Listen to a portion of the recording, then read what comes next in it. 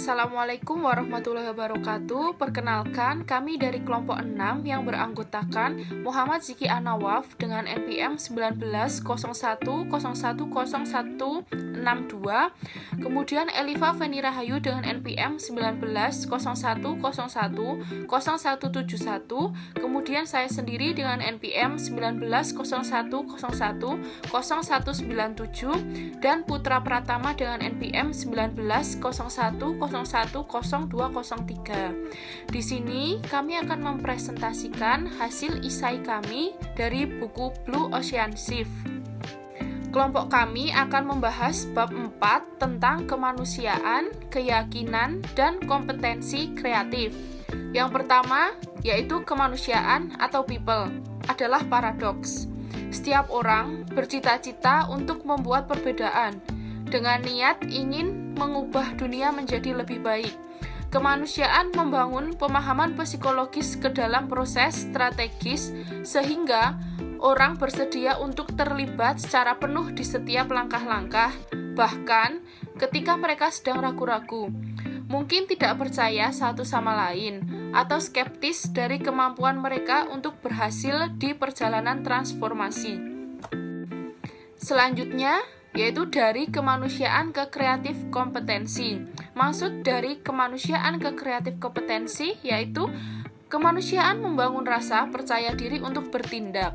Pasar menciptakan alat dan pedoman yang jelas tentang bagaimana menerapkannya membangun kompetensi kreatif. Pasar menciptakan alat dan bimbingan, memberi orang pemahaman intelektual dari kerja keras yang dibutuhkan untuk membuat pergeseran samudra biru terjadi. Saya Eliva Feni, NPM 0171 akan melanjutkan slide berikutnya terkait bagaimana manusia meluas. Jadi, untuk membantu orang mengembangkan kepercayaan diri untuk bertindak, ini ada 3 unsur.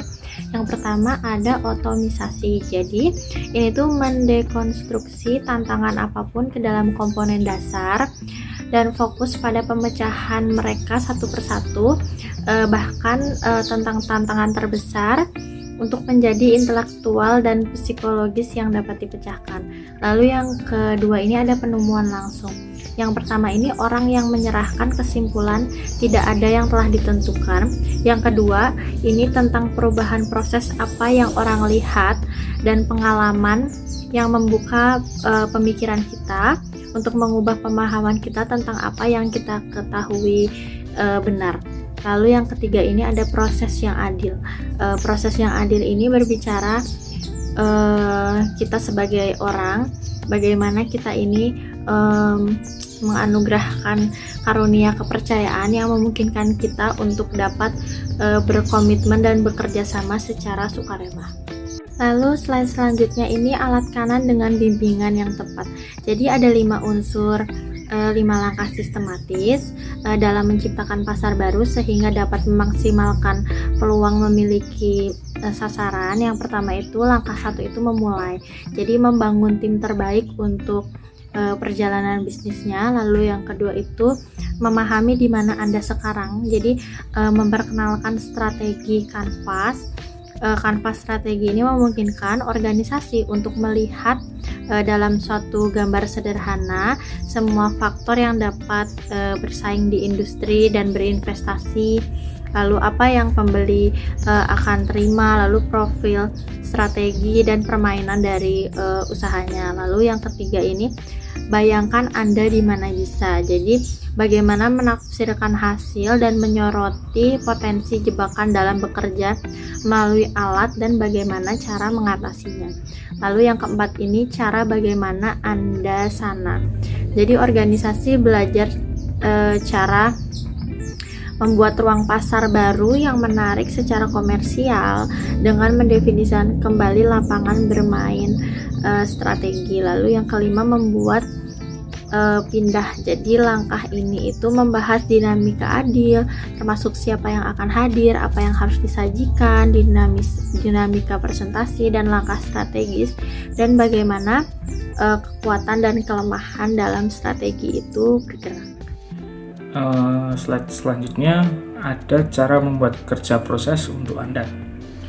Proses ini keseimbangan hati dan pikiran kemanusiaan, kepercayaan diri, dan kompetensi kreatif. Dan ketika Anda menyeimbangkan hati dan pikiran, Anda akan mendapat tangan orang tindakan. Keindahan dari proses ini merupakan bahwa masing-masing dari 5 langkah dengan sesuai alat analitik dan bimbingan memiliki nilai sendiri. Hal ini penting karena meskipun 5 langkah terdiri dari proses penuh untuk membuat pergeseran samudra biru, tidak setiap organisasi akan berada di titik awal yang sama. Misalnya, Anda bisa menjadi bagian dari sebuah perusahaan yang pernah menjadi pemimpin pasar dan yang keuntungannya masih kuat, tetapi pesaing yang menutup dengan cepat. Ulasan pembeli menyarankan korban perusahaan Anda tidak lagi menonjol, tetapi sebagian besar dari sisa-sisa manajemen dalam penyangkalan. Untuk selanjutnya, bab 5, memiliki tempat yang tepat untuk memulai. Di mana kita mulai? Jawabannya adalah kita mulai dengan scoping keluar inisiatif, yang berarti bekerja keluar yang bisnis atau produk atau layanan yang menawarkan Anda akan mengatasi. Nah, untuk startup atau organisasi dengan hanya satu korban dominan, memilih ruang lingkup yang tepat adalah mudah. Untuk memastikan bahwa hal itu akan diluncurkan di Blue Ocean, bukan merah, sebuah startup kebutuhan untuk fokus pada korban itu berangkat untuk membuat organisasi fokus dan kecil. Pengusaha akan mereka pemilik restoran tunggal, layanan pipa, atau lokal praktek harus berkonsentrasi pada penawaran mereka yang ada. Namun, untuk organisasi yang ada dengan beberapa korban, memilih ruang lingkup yang tepat sama sekali tidak mudah. Pikiran tentang GE, IBM, atau Protector dan Gamble yang payung perusahaan mencakup banyak perusahaan masing-masing dengan penawaran produk dan layanan yang luas. Bahkan satu divisi dari organisasi besar dapat menyajikan banyak kemungkinan. Kayak Hidup Konsumen, divisi elektronik Belanda raksasa Philips misalnya, menawarkan produk mulai dari alat cukur listrik untuk sikat gigi listrik dan flosser udara untuk meniup pengering, keriting besi, dan perangkat pencukur bulu listrik perempuan. Selanjutnya, pemetaan hari KSI besok. Pangsa pasar penting, dan sebagian besar organisasi ingin lebih dari itu. Tapi, pangsa pasar merupakan indikator lagging. Ini adalah refleksi dari masa lalu, tidak masa depan atau kinerja. Kodak misalnya merupakan pemimpin pasar dalam industri film fotografi. Pada saat yang tepat, film digital lepas landas. Selanjutnya di sini saya akan menjelaskan cara plot dan pioner migrator setter peta. Langkah-langkah yang ingin mengikuti. Yang pertama, mengidentifikasi bisnis kunci Anda atau penawaran produk atau layanan dan memilih orang-orang yang akan berpartisipasi dalam proses. Mengidentifikasi bisnis kunci adalah atau penawaran produk atau layanan dan memilih orang-orang yang akan berpartisipasi dalam proses tersebut. Minimal kelompok harus mencangkup kepala dari masing-masing unit organisasi. Seringkali orang-orang yang dipilih mungkin ingin membawa satu atau dua orang kunci mereka ke dalam kelompok.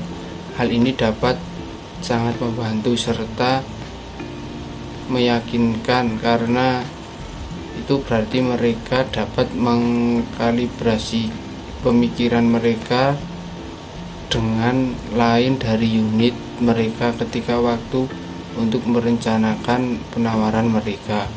Yang kedua, memberikan setiap manajer dengan definisi pelopor, migrator, dan pemukim, yaitu seperti yang kita miliki di atas. Jelas bahwa tujuannya adalah untuk sampai pada pembacaan di mana setiap bisnis atau produk yang menawarkan berdiri dalam hal nilai dan inovasi, dan tidak dalam hal pangsa, pasar, atau tarik, yang menawarkan berdiri dalam hal nilai inovasi dan tidak dalam hal pangsa, pasar, atau tarik, yang menawarkan berdiri dalam hal nilai dan inovasi dan tidak dalam hal nilai pasar yang ditarik industri. Hal ini juga penting untuk mengingatkan orang bahwa setiap korban harus dinilai dari sudut pandang pembeli, bukan dalam hal penawaran lain organisasi Anda. Terima kasih. Sekian presentasi dari kelompok kami. Wabillahi taufiq wal hidayah. Assalamualaikum warahmatullahi wabarakatuh.